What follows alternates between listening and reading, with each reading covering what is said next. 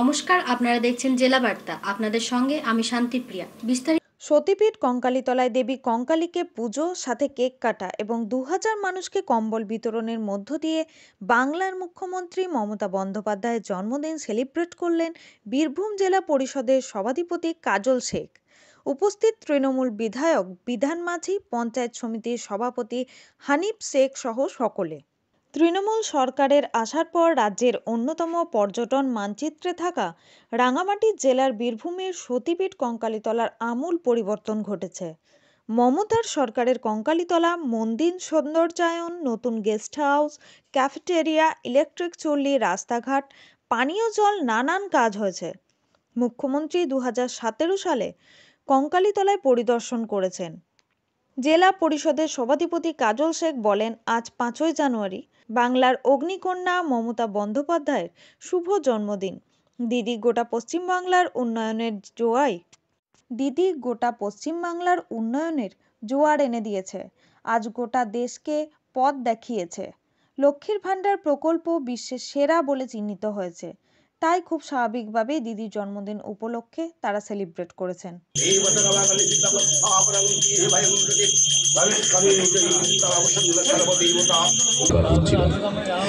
নানুর তো অন্যদিকে ময়ূরেশ্বর, একদিকে মুরারয়। এই সারাদিন স্মরণীয় করে রাখতে আমাদের মধ্যবিত্ত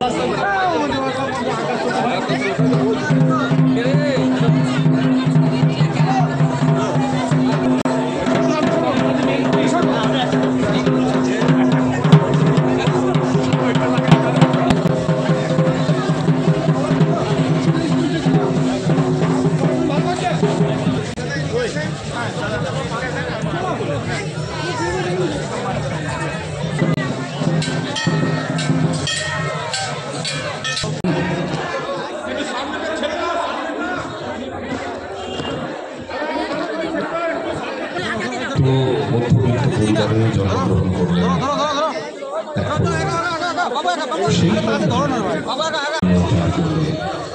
মহিলাদের জন্য, মা বোনদের জন্য আমাদের বাংলা মায়ের জন্মদিন, যিনি পিছিয়ে পড়া বাংলাকে এগিয়ে নিয়ে গেছেন। কাজী আমিরুল ইসলামের রিপোর্ট, ভয় টিভি, সিউড়ি। নিয়ে নিচ্ছে একটি ছোট্ট বিরতি। ফিরে আসছি বিরতির পর। সঙ্গে থাকুন ভয়ের সঙ্গে নির্ভয়ে। সিউড়িতে অত্যাধুনিক চিকিৎসা পরিষেবা নিয়ে এলো সৃজন পলিক্লিনিক। ওষুধের দোকান সহ অত্যাধুনিক মানের প্যাথোল্যাব, কম্পিউটার তথা অত্যাধুনিক মেশিনে রক্ত, মল, মূত্র ও থাইরয়েড পরীক্ষার সঙ্গে এখানে রয়েছে বিশিষ্ট চিকিৎসকদের বসার চেম্বার।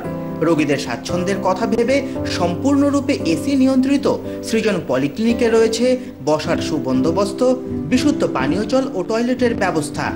এখানে বসছেন সিউড়ি সদর হাসপাতালের বিশেষজ্ঞ চিকিৎসক সহ অন্যান্য শহর ও হাসপাতালের বিশিষ্ট চিকিৎসকরা। সৃজন পলিক্লিনিক ও প্যাথোল্যাব, সিউড়ি, বীরভূম। সিউড়ি সদর হাসপাতালের পাশে ফাঁড়ি ঘরের উল্টো দিকে।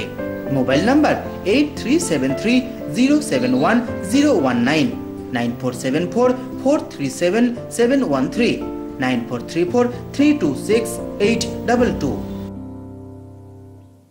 ফিরে এলাম বিরতির পর। তৃণমূলের উপপ্রধানের বাড়িতে বোমাবাজির অভিযোগ। শান্তিনিকেতনের কঙ্কালীতলা পঞ্চায়েতের উপপ্রধান মামুন শেখের লায়েক বাজারের বাড়িতে বোমাবাজির ঘটনাকে সম্পূর্ণভাবে সাজানো বিষয় বলে চাঞ্চল্যকর মন্তব্য করলেন বীরভূম জেলা পরিষদের সভাধিপতি কাজল শেখ। দিন কয়েক আগেই মামুন শেখ তার প্রাণ সংশয়ের আশঙ্কা করে অভিযোগ তুলেছিলেন বোলপুর পঞ্চায়েত সমিতির সভাধিপতি মোহাম্মদ হামিম।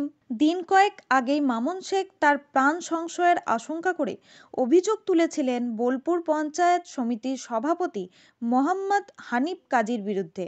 তারপরই বোমাবাজি হওয়ায় এলাকায় উত্তেজনা ছড়িয়েছে। তবে জেলা পরিষদের সভাধিপতি তথা যাদের বিরুদ্ধে প্রাণে মেরে ফেলার হুমকির অভিযোগ তুলেছিলেন মামুন শেখ, তাদের দাবি কঙ্কালীতলা পঞ্চায়েতে প্রচুর পরিমাণে দুর্নীতি করেছেন উপপ্রধান।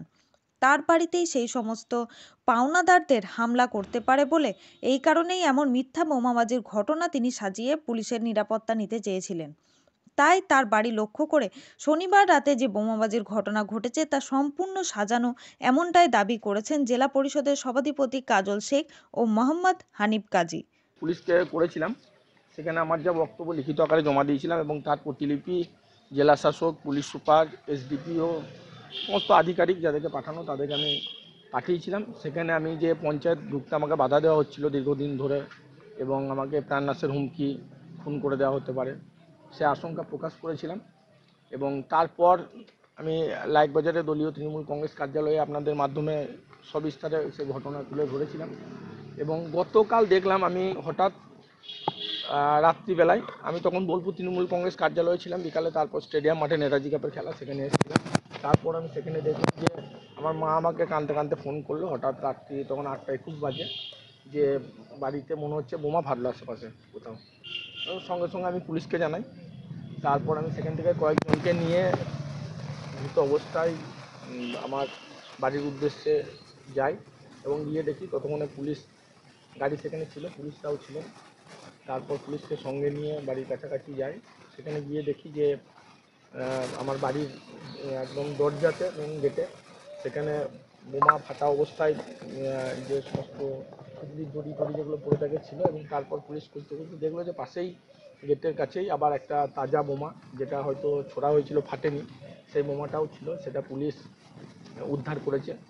এবং আমি এখন যথেষ্ট প্রাণ সংশয় আছি, তাই আমি আমার যা বক্তব্য কালকের ঘটনা সিসি ক্যামেরার ফুটেজ, প্রধানের বাড়িতে বোমা মারার অভিযোগ দুষ্কৃতীদের বিরুদ্ধে, এবং কদিন আগে তারা আপনার পঞ্চায়েতে যিনি পঞ্চায়েত সমিতির সভাপতি আছে তার বিরুদ্ধে অভিযোগ করেছিল, প্রাণনাশের হুমকি দিয়েছে এমনটাই বলেছিল। এই বিষয়ে কি বলবেন? দেখুন, আমার কাছে যেটুকু খবর আছে, কঙ্কালতলা গ্রাম পঞ্চায়েতের স্থানীয় বাসিন্দা যারা আছে, এখানে 115টা ছোট ছোট রুম তৈরি করা হয়েছে কঙ্কালতলা পঞ্চায়েত উন্নয়নের স্বার্থে। সে 115 জন অভিযোগ করেছে তাদের কাছ থেকে লক্ষাধিক করে টাকা নেওয়া হয়েছে বিনা রসিদে। এখানে একটা মাটি সৃষ্টি প্রকল্প আছে, যেটা আমাদের মাননীয় মুখ্যমন্ত্রী মাননীয় মমতা বন্দ্যোপাধ্যায় তার স্বপ্নের প্রকল্প। তিনি বলেছিলেন মাটি সৃষ্টি প্রকল্প যেগুলো হবে সেইগুলোতে যারা আমাদের স্থানীয় মহিলারা আছে, মায়েরা আছে, গ্রুপ আছে, তারাই সেটা পরিচালনা করবে। এখানে দেখা গেছে যে 3 জন ব্যক্তি ওখানে নিয়োগ করা আছে, এখানে কোনো গ্রুপের ওখানে নিয়োগ করা হয়নি, অর্থাৎ মহিলারা ওটা রক্ষণাবেক্ষণ করছে না। এই ধরনের একাধিক অভিযোগ বোলপুর শান্তিনিকেতন থানাতে ওনার বিরুদ্ধে করা হয়েছে, যেটুকু আমার জানা আছে। সেই অভিযোগের ভিত্তিতে এরিয়ার মানুষ একটু উত্তপ্ত আছে, সেই ভয়ে ভীত হয়ে উনি হয়তো পুলিশ প্রোটেকশন পাবার জন্য এই ধরনের যে মিথ্যা সাজানো ঘটনা তিনি করছেন বলে আমার মনে হয়। যদিও বীরভূম জেলা পুলিশ প্রশাসন অতি সক্রিয় আছে, বিষয়টা নিষ্ঠার সঙ্গে সততার সঙ্গে দেখার জন্য আমি বীরভূম জেলা এসপি সাহেবকে রিকোয়েস্ট করেছি, বোলপুর এডিশনাল এসপি সাহেবকে রিকোয়েস্ট করেছি, ওনারা দেখছেন। তো এটা সত্য নয় বলে আমার বিশ্বাস, কারণ 2023-2024 যে নির্বাচনগুলো আমরা করেছি বীরভূম জেলা কোর কমিটি, কোনো ক্ষেত্রে বোমাবাজি গুলিবাজি হয় নাই, অর্থাৎ বীরভূম জেলায় না কোনো বোম ছিল না কোনো গুলি ছিল। কাজী আমিরুল ইসলামের রিপোর্ট, ভয় টিভি, সিউড়ি। আজকে জেলা বার্তা এই পর্যন্তই। নমস্কার।